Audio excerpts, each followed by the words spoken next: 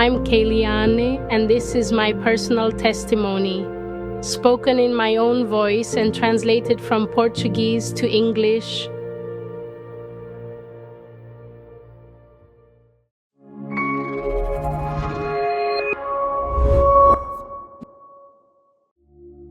My name is Keiliane. I'm 36 years old. I'm Brazilian and I live in Portugal now. I'm married, and even though I don't have children yet, I can say I'm a joyful Christian, someone who's experienced the mercy of God up close. But it hasn't always been like this. My story starts with a very different version of me. I was a rebellious teenager, completely disobedient. I loved going out, parties, drinking, dancing. That was my life. I lived for the night. And behind all of that was a girl who was only 15 years old, already drinking heavily. I would go out, drink too much, come home in the morning, and still feel empty. I tried to fill a hole inside me, but no matter how much I drank or danced, that void was still there. My mom had separated from my dad when I was very young, and I think that broke something inside me. After the separation, she kind of disappeared from my life. She worked a lot, but she also started going out a lot, and I think she forgot that I was still there. So I was left alone, abandoned really, and not just alone. I also had to take care of my little brother. He was only 10, so I became responsible for him while still being a child myself. Looking back, I see how that emptiness and that responsibility shaped the person I became. I grew up too fast in some ways, and in other ways I stayed stuck, emotionally immature, searching for comfort in all the wrong places. I was trying to survive, and that rebellion, that constant going out, that hunger for attention, it was all part of a deep inner struggle, a loneliness I didn't know how to deal with. But when you don't know Christ, that's what life becomes. You forget, or you don't even know that there's a Father who sees you, who's always been there. I didn't know that then. I was far from God and I couldn't see Him. My sister was a Christian at the time, and honestly, that was hard. I used to blame her a lot. I thought, she says she believes in Jesus, but where is the love? I didn't want to be judged. I wanted to be held, to be heard, to be loved. I've talked to her about this since. I've asked her forgiveness because I know I held that against her for a long time. But that judgment, or what felt like judgment, pushed me even further away. By the time I was 22, I left Maranhão and moved to São Paulo. It was like starting over, except I didn't really know how to start. I was still just a girl in so many ways. Nobody had ever taught me how to be a woman, how to make good choices, how to guard my heart. I had to learn all of that on my own, the hard way, from friends, from the streets, from mistakes. My mom realized things were getting out of hand and decided to send me away, out of the city, out of the state. She thought maybe it would help. At the time, I thought it was her decision, but now I know it was God moving me.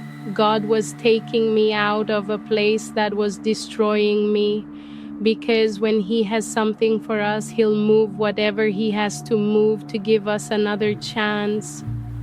When I got to São Paulo, I started working at a steakhouse. I worked a lot, long hours every day. That's where I met the man who would become my first serious relationship. I moved in with him. And those 7 years were the darkest of my life. It was a toxic, abusive relationship. He hit me, he screamed at me, he destroyed me with his words. I was psychologically and physically abused, and I had no one. I felt like I was drowning and nobody even noticed. That was the first time I started talking to God. I said, Lord, if you're real, if you exist, why are you letting this happen to me? Why am I suffering so much? I was so desperate. I tried to take my own life. One night after he disappeared and came home early in the morning, I wanted affection, love, something, but he rejected me with cruel, humiliating words. I felt so low. I took a bunch of pills and drank a lot, trying to end it. But even then, God didn't let me die. That's when God started placing people in my life. One of them was a co-worker named Priscilla. She was a Christian, and even though she only worked with me for a month, she made a huge impact. She talked to me about Jesus. Her and her husband became a source of real support. They told me, God has something for you. If you're going through this much pain, it's because He's going to do something powerful with your life. But things got even harder before they got better. My partner brought his kids to live with us, and the pressure, the stress, the abuse, it all got worse. I reached the absolute bottom. I cried out to God, please, I can't take it anymore. Change this. Rescue me. Then something happened that I never expected. I went to the doctor for some routine tests, and they found something wrong with my uterus. I was referred to a specialist, and he diagnosed me with cervical cancer. I was devastated. I told my mom, my sister, and my partner, and it was like telling a wall. No comfort, no support, nothing. I was really alone. I didn't even tell Priscilla, but one day she invited me to church. I didn't feel like going. I wasn't well, but she insisted, said she'd pick me up, so I went. During the service, the pastor called people forward to pray. I stayed in the back, quiet, but then a woman came up to me and laid her hands on my stomach. And right there, she began to speak words over me. She said that what the doctors had told me, God was removing it in that very moment.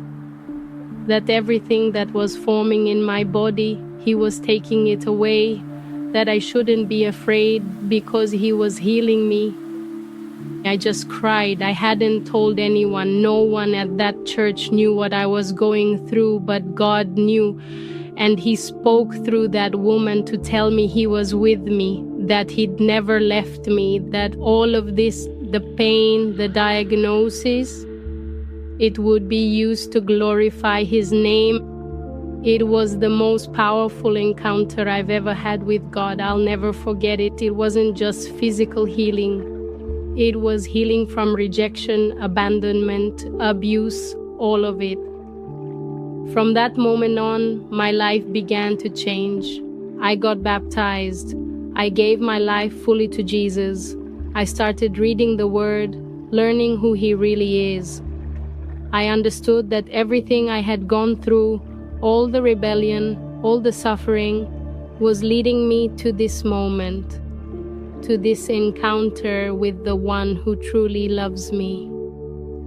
Looking back now, I can see how every painful moment in my life, the abandonment, the rejection, the toxic relationship, the illness, all of it was a part of a bigger story. I didn't understand it at the time. I only felt the weight of it, but God was there, even in the silence, even in the mess, even when I was ready to give up. He hadn't given up on me. God didn't just take me out of a bad situation. He brought me into a new life. He filled the emptiness that alcohol and parties never could. He showed me that I wasn't alone, not then and not now. He gave me peace where there had only been chaos. He gave me purpose where there had only been survival. And today, even though I still face challenges, I walk with the confidence I never had before, not in myself, but in Him. He is the one writing my story now, a story of restoration, of forgiveness, of hope. So if you're listening and your heart feels heavy, if you're in that dark place I once was, please hear me. It doesn't end there. God is not done with you. Your pain is not pointless. There is a purpose for your life that goes far beyond what you can see right now. Let Him write your new beginning like He did for me. Amen.